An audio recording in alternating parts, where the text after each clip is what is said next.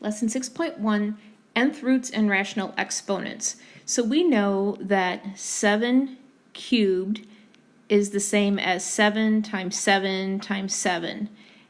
The base would be the 7s, and the 3, the exponent, tells me how many times the base is a factor. Negative exponents mean divide because division is the opposite of multiplication. So if I have 7 to the negative 3, I'm going to put a placeholder of 1, 7 cubed. So the 7 cubed goes down to the denominator, and then we could multiply that out. What might be new is fractional exponents. So if I had something like a raised to the power of 1 over n, that would be the same as n, and the n is kind of tucked in the check mark of the radical. A is beneath the radical. Or I could look at numbers, 7 raised to the power of 1 over 3, and that would be the 3 is tucked in there, and the 7 goes under the radical. Okay, so the root is the denominator and the exponent is the numerator. So we'll look at one more example to make it clear. So 16, and it's raised to the power of 3 over 2. So the 16 would go under the radical symbol. The 2, the denominator, says that it's squared. So I could put the 2 in there, but we don't really need the 2. And we said the exponent is the numerator. So the numerator was 3. So then I'm going to raise that entire thing to the power of 3, or that entire expression to the power of 3. We're going to say n is the root, and there's going to be a pattern if n is even versus if n is odd. So let's take a look at the even examples first. So if underneath the radical is less than 0, so I put in a negative 8, there's going to be no real solution that we can come to here, because nothing multiplied by itself will get us back to negative 8. Of course, the square root of 0 is going to be 0, so there's going to be one real solution that we can come to, or one real nth root. And then for the square root of 4, it would be plus or minus 2. So that means there's going to be 2 real nth roots.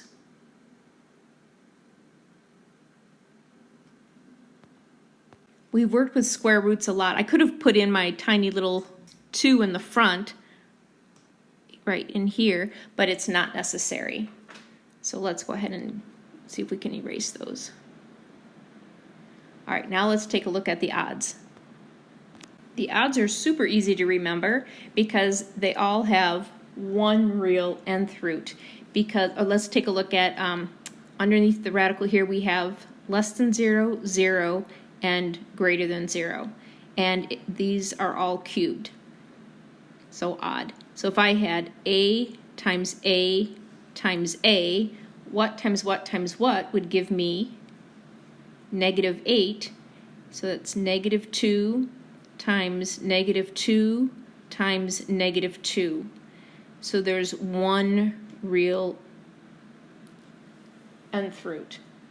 For 0, it's the same as for an even n. So again, one real, because 0 times 0 times 0 is 0. And then 2 times 2 times 2 would get me back to 8, so this one is also one real. So every single solution when n is odd is one real nth root. We're going to work out a few examples. So you might be asked to write it in radical form. So if we started off with 17 raised to the power of 5 over 7, we know that the 17 would go beneath the radical. We know the root is the denominator, the 7, and we put our parentheses, and it's all raised to the power of 5. That's our exponent. Okay, Let's look at rational exponent form. All right, so the 2 will be our base.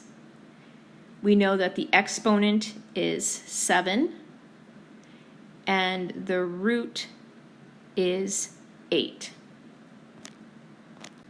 Now we're given a negative exponent, so we know that negative sends it down to the value down to the denominator, and we know that the denominator of the exponent is going to be the root, so that's 3. The 8 goes under the radical, and that entire quantity is raised to the power of 4. And we can actually simplify this. What if we said 1, we have 3, and then I know 8 is the same as 2 times 2 times 2, and that whole quantity, remember, is raised to the power of 4. And then we can take out 3 2's, so that just becomes 2, raised to the power of 4, so 1/16. If it says evaluate, we're going to want to use prime factorization. Not all the time. If it was the cube root of 8, we know that one, or if it was the square root of 16, we know that. But we have to use prime factorization for something like 54. So you could make a factor tree, or you could list the prime factors. I'm going to go ahead and list. So we have cube, so I know it's 27 times 2, which is the same as 9 times 3 times 2. So let's break that 9 down to 3 times 3 times 3 times 2. So now I have 3 3's. So I'm going to take out 1 3 for every set of 3's. So it's 3, then I have my little 3 in that little part of the radical, and underneath the radical we have a 2 left. You might be asked to use a calculator. So if you were giving something like 12 raised to the power of 3 over 8, when you put that in the calculator, it would be 12. You have your little caret symbol, and then the 3 divided by 8 must be in parentheses, and then you'll get an answer something like 2.539. This next one has an extra step. We want to write it in fractional form, so it becomes 11 4 over 5. Then when we put it into the calculator, 11 caret parentheses 4 divided by 5, and then that should be equal to approximately 6.809. If you're asked to solve the equation, the first thing you need to do is isolate the x value. So if we divide both sides by 6, we end up with x cubed equals 64, and then we find the cube root of that, and that's x equals 4. And notice that there's only one root, or one solution, because the root was odd. If I had something like x squared equals 25, we would say, oh, let's just find the square root of both sides. But for this one, we don't know what times what times what times what times what would equal 100. So you would use your calculator. So we would say 100 caret raised to the power of 1 over 5.